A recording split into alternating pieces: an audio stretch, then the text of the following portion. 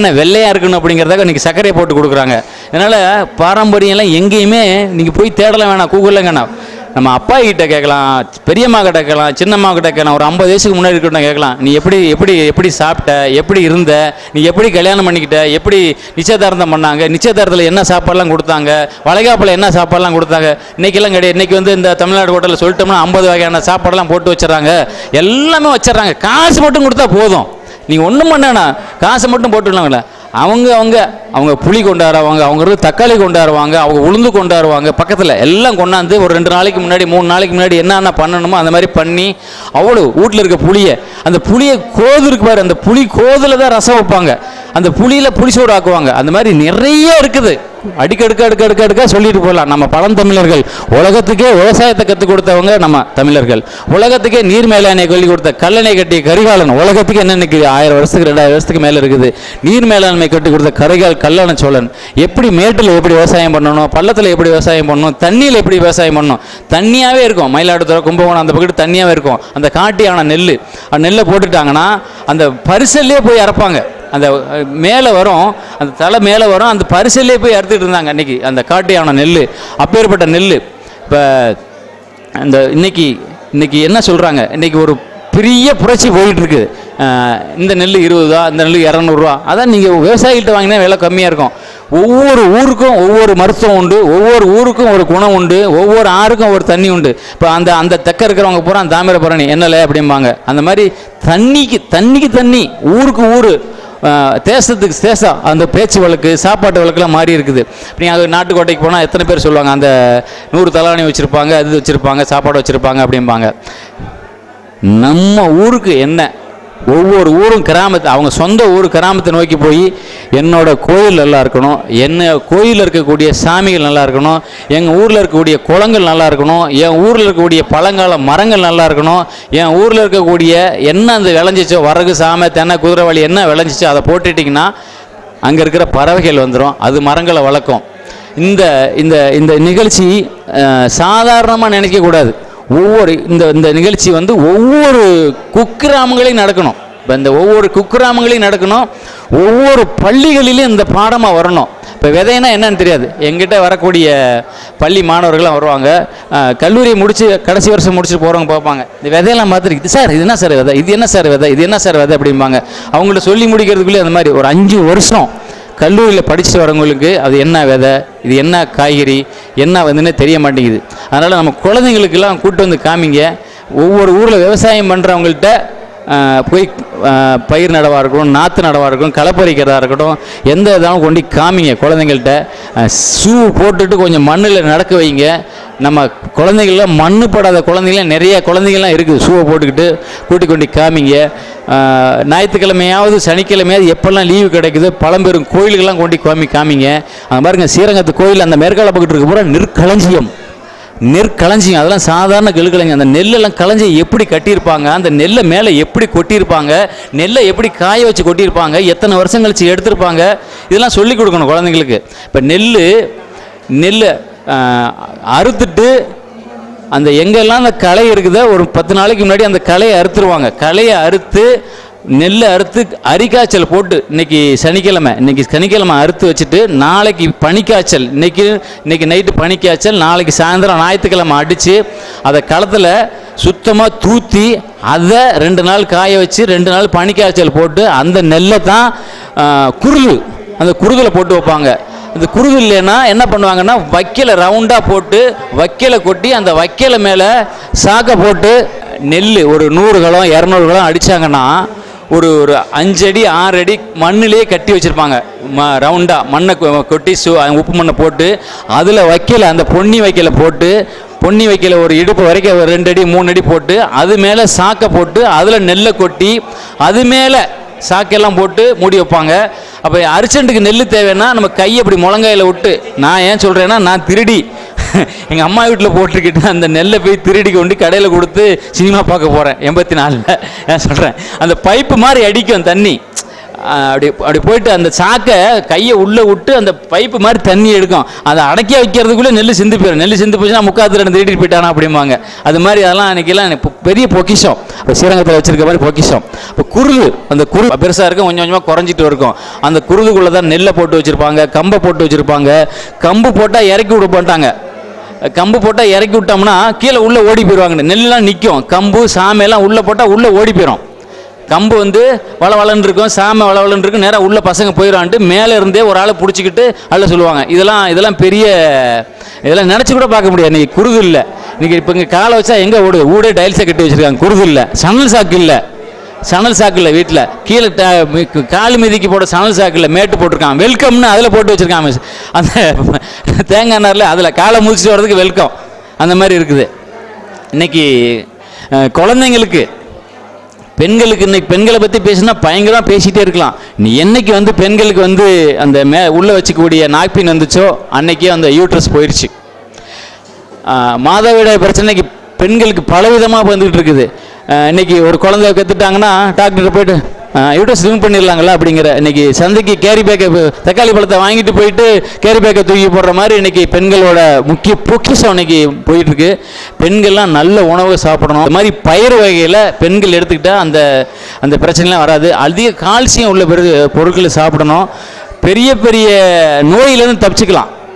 இப்போ ஆடி மாதம் தெளிப்பாங்க. வர அந்த துவரை, தட்டைப்பயிறு, நரிப்பயிறு, சோளம் எல்லாம் கலந்து தெளிப்பாங்க. அந்த சோளம் அறுத்ததுக்கப்புறம் அந்த நரிப்பயிர் வந்துடும். அந்த நரிப்பயிரை பிடுங்கினதுக்கப்புறம் அந்த தட்டைப்பயிர் வந்துடும். தட்டைப்பயிர் பிடுங்கினதுக்கப்புறம் அந்த துவரை அப்படி வந்து நிற்கும். 6 மாத துவரை. அந்த துவரையை அடித்து அந்த மண்ணு கட்டி உடைச்சி அந்த பருப்பை போட்டு மண் சட்டியில் வேக வச்சு அந்த பருப்பு வந்ததுக்கப்புறம் 2 சீரகத்தை போட்டு அப்படி மணஞ்சால் அந்த பக்கத்தில் தெருவே மணக்கும். இன்றைக்கி துவரம் பருப்பு மணக்கலை. அவன் எங்கேருந்து உங்களுக்கு பருப்பு வருது தெரியுமா? தான்சானியா, பிலிப்பைன்ஸு, அங்கேருந்து வருது பருப்பு. இன்றைக்கி கூட 2-3 நாளைக்கு முன்னாடி பேப்பரில் பார்த்தலாம், இத்தனை கோடிக்கு வந்து வாங்கியிருக்காங்க அப்படின்னு. எவ்வளவோ நிலங்கள் சும்மா கிடக்குது, நம்ம நிலத்தில் பயிரிடலாம். ஒன்றும் இல்லை. இப்போ 3 மாத தவறையே கூட போடலாம், 6 மாத தவறை கூட போடலாம், 3 மாத தவறையே கூட போடலாம். அந்த தவறையை போடலாம். துவரைக்கு பக்கத்தில் ஆமணக்கு நடலாம். அந்த தவறை செடி வந்து சாப்பிடாது. ஆமணக்கில் வந்து கொத்திட்டு பூச்செடி போயிடும். அதனால் பயிர் வகைகளை நம்ம முக்கியத்துவம் கொடுக்கணும். பயிர் வகைக்கு யாரும் முக்கியம் கொடுக்கல. எல்லாமே அந்த பட்டை தீர்த்தப்பட்ட பயிர் தான். பாசி பயிரா போய் பாரு கடையில் வாங்க, துவரம் ஒருப்பா போய் கடையில் வாங்க. தோல் உள்ள பொருள் தான் நம்ம சாப்பிடக்கூடிய பொருள். எந்தெந்த பொருள் நீங்கள் தோலோடு சாப்பிட்றீங்களோ அதான் ஆரோக்கியமான பொருள். பெண்கள் வந்து முக்கியமாக நல்ல பழங்கள் சாப்பிடணும். கால்சியம் உள்ள பழம், நல்ல சப்போட்டா பழம். அந்த பழத்தை சாப்பிட்டிங்கன்னா பெண்களுக்கு அற்புதமாக இருக்கும். நல்ல பழம், மாதுளம்பழம். நாட்டு மாதுளைனா நீங்கள் விளையக்கூடிய விதை இல்லாத மாதுளை சாப்பிடக்கூடாது. நீங்கள் வீட்டிலே வைக்கலாம். அந்த மாதுளை கல் மாதிரி இருக்கும் அந்த விதை, அதை கூட நீ மிக்சியில் போட்டு அடிக்க சாப்பிடலாம். கொய்யாப்பழம் சாப்பிடணும். சப்போட்டா பழம் வந்து அது அளவுக்கு அதிகமாக சாப்பிடணும். இனிப்பாக இருந்தாலும் பரவாயில்ல, இது மாதிரி சாப்பிடணும். பயிரில் முளை கட்டினா பயிரில் சாப்பிடணும். கொஞ்சம் கொஞ்சமாக தான் மாற்ற முடியும், உடனே மாற்ற முடியாது. நிறைய பேர் இன்றைக்கி யூடியூப்பில் பார்க்குறாங்க, இப்படி சாப்பிட்லாமா, தோசை சுடுறது எப்படி, பிரியாணி செய்கிறது எப்படி, சிக்கன் மசாலா எப்படி வறுக்கிறது அப்படின்னு பார்க்குறாங்க. முன்னாடிலாம் கறிக்கடைக்கு போகும்போது ஒரு தூக்கு பூனியோடு போவாங்க, டிஃபன் பாக்ஸோடு போவாங்க. அங்கேருந்து கறிக்கடையில் வரும்போது இப்போ என்ன வாங்கிட்டு வந்துடுறாங்க? இஞ்சி பூண்டு பேசியும் வாங்கிட்டு வந்துடுறாங்க. வரும்போது இஞ்சி பூண்டு பேசி வாங்கிட்டு வந்துடுறாங்க. அதை என்ன போட்டு வச்சுக்கான்னு தெரியாது. இஞ்சி பூண்டு அது வந்து பெரிய பொக்கிஷம். இன்றைக்கி நல்ல முறையில் பூண்டை நிறையா சாப்பிட்டாங்களே மருத்தடுப்பு நரம்புகளுக்கெல்லாம் அடைக்காது. நரம்பு எந்தெந்த பிரச்சனைலாம் இருக்குதோ பூண்டு ரொம்ப முக்கியம். இப்போ பூண்டு நம்ம எங்கெங்கே வெளியிலேருந்து வருது. அழகான பூண்டு 2 வருஷத்துக்கு கொடைக்கானல் வந்து பூம்பாறையெல்லாம் விளையுது. 2 வருஷம் புகை போட்ட பூண்டு. என்ன வெளியில் விற்கிறத விட ஒரு 100 ரூபா 150 ரூபா கூட விற்கும். அந்த பூண்டு வந்து போட்டு ஆக்கினா நல்ல மருத்துவ குணம் உடையது. நல்ல சின்ன மாற்றங்கள் தான் நம்ம ஆரோக்கியத்தை எடுத்துகிட்டு போகக்கூடியது. சின்ன மாற்றம்னா காலையில் டீ காப்பியில் சுக்கு காப்பி, மத்தியானம் சாப்பாட்டுக்கு நல்ல காய்கறியில் கொழி காய்கறியில் படியில். இப்போ ஒரு 20 வருஷத்துக்கு 30 வருஷத்துக்கு முன்னாடி, ஒரு 10-15 வருஷத்துக்கு முன்னாடி பார்த்தோன்னா பெண்கள் நல்லா கூந்தல் பின்னாடி இருக்கும். அதுக்கு என்ன காரணம் அப்படின்னா அவங்க சாப்பிட்டது பீக்கங்காய், பாவக்காய், புடலங்காய், சொரக்காய், பரங்கிக்காய், இந்த காய்ன்னு முடிவு பாரு, அதெல்லாம் நல்லா சாப்பிட்டாங்க. அதனால தான் பின்னாடி அவங்களுக்கு கொடி மாதிரி வந்துச்சு. பீக்கங்காய் மாதிரி பீக்கங்காயெல்லாம் சாப்பிட்டாங்க. புடலங்காயா அது எனக்கு பிடிக்காது. பரங்கிக்காயா அது 2 தடவை யூரின் போகணும். ஒவ்வொன்றுக்கு பதில் அவங்க வச்சுருக்காங்க. கர்ப்பம் ஆயிடுச்சு அப்படின்னா முழங்கால் கீழே வந்து கால் வீங்கிக்கும். அவங்களுக்கு சொரக்காய் வெட்டி பட்டையை சீவிட்டு பருப்பை போட்டு அந்த சாப்பாடில் சாப்பிட்டு பாருங்கள். 2 தடவை 3 தடவை சாப்பிட்டுட்டாங்கன்னா அந்த பிரசவமாக இருக்கிற பெண்ணுக்கு வந்து அந்த கணுக்கால் கிட்னி நல்லா வேலை செய்யும். எல்லாமே நம்ம ஊரில் என்ன இப்போ நமக்கு மார்க்கெட்டில் என்ன காய் கிடைக்குன்னா கோஸ் கிடைக்குது, பீட்ரூட் கிடைக்குது, கேரட் கிடைக்குது, காலிஃப்ளவர் கிடைக்குது, முட்டைக்கோஸ் கிடைக்குது. அது எங்கே விளையுது? அங்கே விளையுது. 2000 கிட்டத்தட்ட எத்தனையோ அடி, அந்த அடிக்கு மேலே விளையுது. நமக்கான உணவு இங்கே தான் கிடைக்குது. பூசணிக்காய், பரங்கிக்காய், புடலங்காய், கத்திரிக்காய், பாகக்காய் இதான் கிடைக்குது. இதை தான் நம்ம சாப்பிடணும். நீங்களே இப்போ பொருளாதாரம் வேணும்னு சொல்லுவாங்க. நான் இன்னைக்கு வந்து 500 ரூபா கொண்டுட்டு போங்க ஒரு கட்டைப்பை ரொம்பல, 500 ரூபா கொண்டு போனால் ஒரு கட்டைப்பை ரொம்பல, 30 ரூபாய்க்கு விற்கிது. எந்த காயுமே 20 ரூபாய்க்கு கம்மி கிடையாது, 30 ரூபாய்க்கு விற்கிது. முள்ளங்கி கெட்ட கேடு வேற 20 ரூபாய்க்கு விற்கிது அப்படிங்கிறா. அந்த முள்ளங்கி வந்து நான் ஒன்று நிகழ்ச்சியை கண்டுகளித்தமைக்கும் இந்த நிகழ்ச்சியை கண்டுகளித்தமைக்கும் நீங்கள் வந்து இந்த மாதிரி விதைகள்லாம் விற்கிறாங்க, 20 ரூபாய்க்கு பாக்கெட் விற்கிறாங்க, இந்த மாதிரி சொல்லி அனுப்புங்க. இயற்கை உரங்கள், அந்த இயற்கை உரங்கள் பார்த்தீங்கன்னா டீ தூள் மாதிரி இருக்கும். நீங்கள் அப்படி கையில் அள்ளி மோந்து பார்க்கலாம். அந்த இயற்கை உரங்களை நாங்கள் மக்க வச்சு அந்த கையிலேயே சலித்து அதில் அசோஸ்பெரலாம், சூடோமோனாஸ், ஆமணக்கு புண்ணாக்கு, வேப்புண்ணாக்கெல்லாம் போட்டு வச்சுருக்கோம். வீட்டிலே கொண்டு வச்சுருக்கலாம். ஒன்றும் பண்ண அவ்வளோ அற்புதமான உரம், இயற்கை உரம் வச்சுருக்கோம். வேப்ப முன்னாக்கு, எண்ணெய் எடுக்காத வேப்ப முன்னாக்கு வச்சுருக்கோம். அந்த பக்கெட்டு பாரு, அவர்த்தோட மண்ணச்சனில் ஒரு தேன் வச்சுருக்காரு. வெளியில் அவங்க திருச்சிக்காரங்க தான் அந்த மூலிகை செடியெலாம் வச்சுருக்காங்க. யாரும் வெளியில் இருந்தெல்லாம் கொண்டு வரல. அவங்கள்ட்டே நம்பர் வாங்கிக்கலாம். அங்கே வர நெல் வச்சுருக்காரு. அவங்க டோல்கேட்லேருந்து வந்திருக்காரு. அந்த நெல்லை நீங்கள் வாங்கிக்கலாம். அவர்கிட்டே அரிசி வாங்கிக்கலாம். நீங்களே அவர்கிட்டே தொடர்பு கொள்ளலாம். நீங்களே அவர் வீட்டில் போய் பார்க்கலாம். அதனால தான் சின்ன அளவு ஏற்பாடு பண்ணியிருக்கோம். வேறு இருந்து வெளியிலேருந்துலாம் யாரும் வரல. நீங்கள் அவங்க தோட்டத்துக்கு போய் பார்க்கலாம். அவங்கள உங்கள் தோட்டத்துக்கு வர சொல்லலாம். அவர் எப்படி அரிசி வச்சுருக்காரு, எப்படி புடச்சி வச்சுருக்காரு எல்லாம் போய் பார்க்கலாம். எங்கே அவுள் அடிக்கிறாருன்னு கேட்டுங்க. நீங்களே நெல்லை வாங்கி ஒரு அவுள் அடிச்சுக்கலாம். நீங்களே வாங்கி அரிசியை வாங்கி கொஞ்சம் அரைச்சி வச்சுக்கலாம். நீங்களே அரிசி அரைச்சி நீங்களே சத்து மாவு கஞ்சி வச்சுக்கலாம். அந்த பாயாசம்லாம் எப்படி தயார் பண்ணு கேட்டுங்க. கொஞ்சம் கொஞ்சமாக சாப்பிடுங்க. ஒன்றும் ஒரே நாளையில் மாறலாம் சொல்ல. அதனால் இந்த நிகழ்ச்சிக்கு வந்துள்ள அனைத்து நண்பர்களுக்கும், ஊடக நண்பர்களுக்கும், பத்திரிகையாளர்களுக்கும், எங்களை போன்ற உள்ள அமைப்புகளும் நன்றி கூட விடைபெறுகிறேன். நன்றி, வணக்கம். இந்த நிகழ்ச்சியை உங்கள் ஊரிலே நடத்த வேண்டும்னா சொல்லலாம். ஒரு 2 மணி நேரம் 3 மணி நேரம் நாங்களே வந்து எந்த ஊராக இருந்தாலும் திருச்சி மாவட்டத்துக்குள்ளே ஒரு சாயங்கால நேரத்தில் 2 மணி நேரம் 3 மணி நேரம் ஒரு பள்ளிக்கூடத்தில் இந்த மாதிரி சொன்னீங்கன்னா இந்த மாதிரி விதையை நான் ஒரு பஸ்ஸில் கொண்டு வந்துட்டு ஒரு விதையெல்லாம் கொடுக்கலாம். மக்களுக்கு காசுக்கு ஃப்ரீயாலாம் கொடுக்கல, ஃப்ரீயாலாம் கொடுத்தலாம். மக்கள்கிட்ட மரியாதை இல்லை, கொடுக்கலாம். இந்த மாதிரி சின்ன சின்ன ஊரில் கூட நடத்தலாம் சொல்லுங்கள். பள்ளிக்கூடத்தில் நடத்தலாம், கல்லூரியில் நடத்தலாம். இந்த மாதிரி விழிப்புணர்வு கொடுக்கலாம். நாங்கள் நிறைய இடத்துல போயிட்டுருக்கோம். டாக்டர் சிவபாலன் அவர் வந்து செவ்வாய்க்கிழமை விவசாய விஞ்ஞானிகள்லாம் பேச வச்சுட்ருக்காரு. எல்லாருமே பஞ்சபூதங்களை காக்கிறதுக்கு விவசாயிகள் தான். அவங்க நினச்சா தான் தண்ணியும் காப்பாற்ற முடியும், காற்றையும் மாற்று இல்லாமல் கொடுக்க முடியும். அதனால் இந்த வருடங்கள் தண்ணீருக்கான வருடங்கள். நாங்களும் நிறைய சுற்றுச்சூழல் ஆர்வலர்களிடையும் விஞ்ஞானிகள்தான் பேசிக்கிட்டு இருக்கோம். தண்ணீரை சேமிக்கிறதுக்கான ஒவ்வொருத்தரும் முயற்சி எடுக்கணும். இந்த நிகழ்ச்சி வந்து கண்டுகளித்த அனைத்து நல்ல உள்ளங்களுக்கும் நன்றி கூடி விடைபெறுகிறேன். அடுத்தபடியாக யோகா விஜயகுமார் அவர்கள் உங்களிடையே உரையாற்றுவார். எனக்கு வேலையே இல்லை. ஐயா வந்து நம்மாழ்வாரோட ஒரு 2000 கூட்டங்கள் வாழ்ந்தவர். அவருக்கு வாங்க சாமி சிவபாலன் வரேன். வாழ்க்கை மகிழ்ச்சியாக இருக்கு.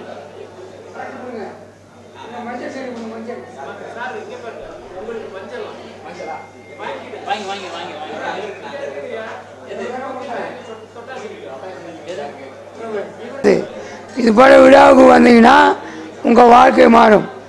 இதை ஊட்டி முன்னாடி வச்சிங்கன்னா உங்கள் குடும்பம் ஓகோன்னு இருக்கும். அது தொட்டா சிடுங்கும். உன்னோட சொல்லுவாங்க உங்கள் அம்மா, ஏய் தொட்டா சினிமே ஏடி அழுவுற அப்படின்னு.